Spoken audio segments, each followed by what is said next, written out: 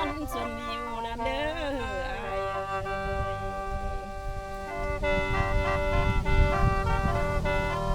โอ้ยน้องอายเอ้ยน้องอยากสวนวันอายใส่เอ้ยน้องมาดินกับกระบวนนางเม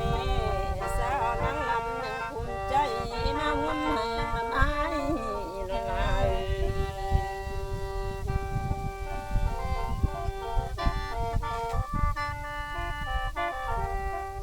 โอ้ยน้องอายเอ้ยน้องไม่เลี้ยวเห็นหน้าอายเอ้ย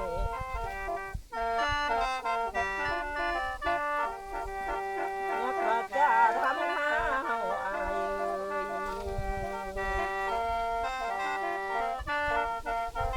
เอ้ยอันว่าทำเขาอายอันว่าทางเมืองอาย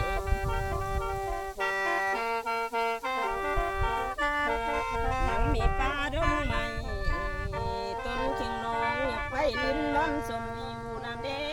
อาย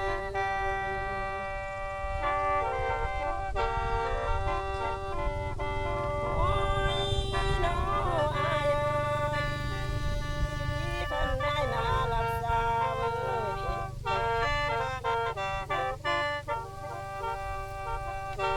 เราสลัมมายามน้องมาเอ่ยน้องจึงพาไปลินเอ่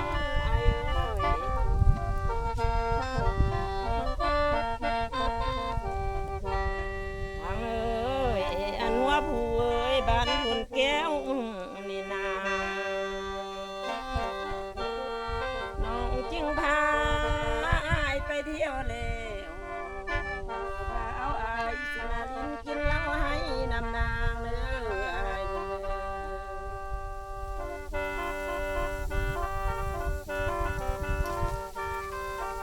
โอ้ยน้องอายเอ้ยน้องอย่าขอฝากฟังเด้อเน้ออายเอ้ย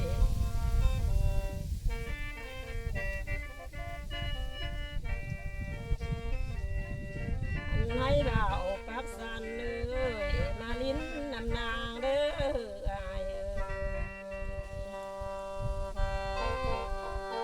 โอ้ยได้ยินเขาซาอายเอ้ยอันอายมันกุ้งยังมาลำนำน้องเป็นยังเดสายเอ้ยอายจึงบ่มาลำแต่กี้หน่อยเด้อหรือว่าตีสาน้องสิเป็นคนบ่งามเอ้ยดาวใส่ลำเอ้ยจึงบ่มายามน้องหน่อย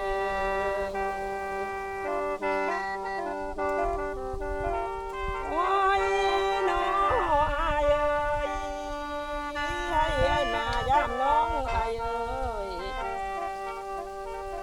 เขตทงแสนบนน้องอยู่ทานเอ้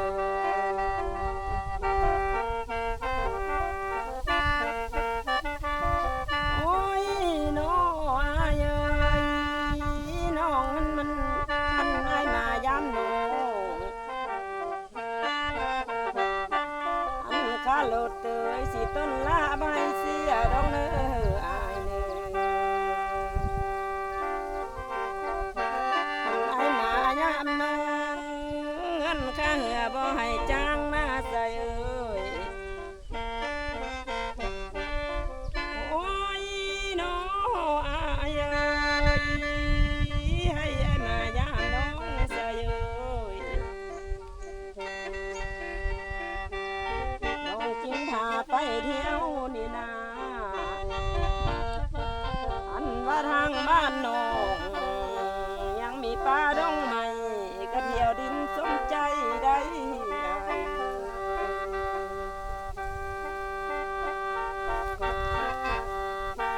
โอ้ยน้องเอ้ยน้องก็ลำมาฮอดนี่ใส่เอ้ยน้องก็ฝากความหักได้อเน้ออายเน้ออายผู้ไปทางใดก็นา อย่าได้ลืมนางน้องอายนี่น้องอายอายผู้มาฮอด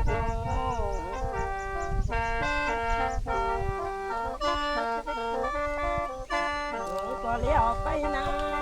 อายมีผู้พามาบังคันอายมีผู้บังคันเลี้ยวเห็นกันก็ลำบากบ่ใส่มันบ่ยากใจน้องมันบ่ยุ่งใจอายสิพาลิ้นล้วนใจน้องอายน้อง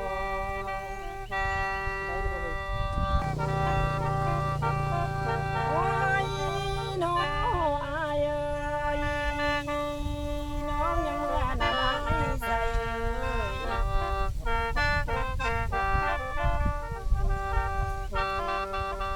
อันว่าทางเมืองอายยังมีเป็ดสองไข่บ่น้ออันว่าทางเมืองอายยังมีใจสองไข่บ่น้อสาวคนใส่ยังเรียนอาย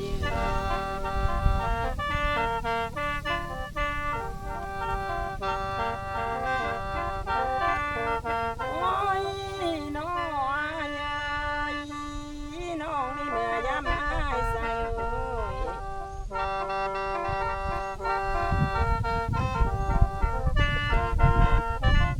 าวคำนางญาติบ่มีเหือนเสาแว่เด้เด้มีแต่เงินพ่อแม่อายสิกินเขาวก็ยังอายเด้ล่ะ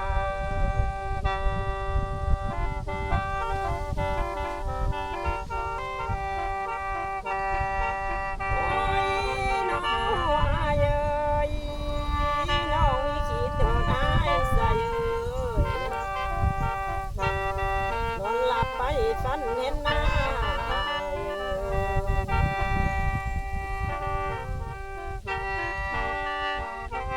้องนี่เหมือนตาคืนเห็นแต่สายคนอื่นใส่น้องอยากหลับอยู่เรื่อยน้องอย่าเลืออยู่ทาสิเห็นหน้าอยู่คู่ยามเด้อาย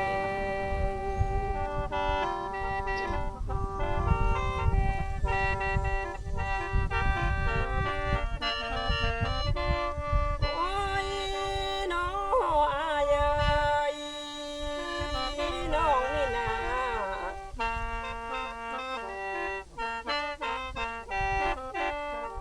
เรือแห่งหักแท้เด้อายุจึงบ่ได้อยู่แฟงเทเด้น้องก็เรือแห่งแหงเด้จึงบ่ได้อยู่ห่วมอายุบ่ได้เข้าห่วมอายตรงจริงน้องบ่ไว้เข้าห่วมไปเด้ออายเด้อ โอ้ยน้องอายน้องนี่ลำหอดนี้ใส่เอ้ยสาวคำนางคำลาพรอายขอไว้พรส่งให้สบายบันดาลผู้ฟังเล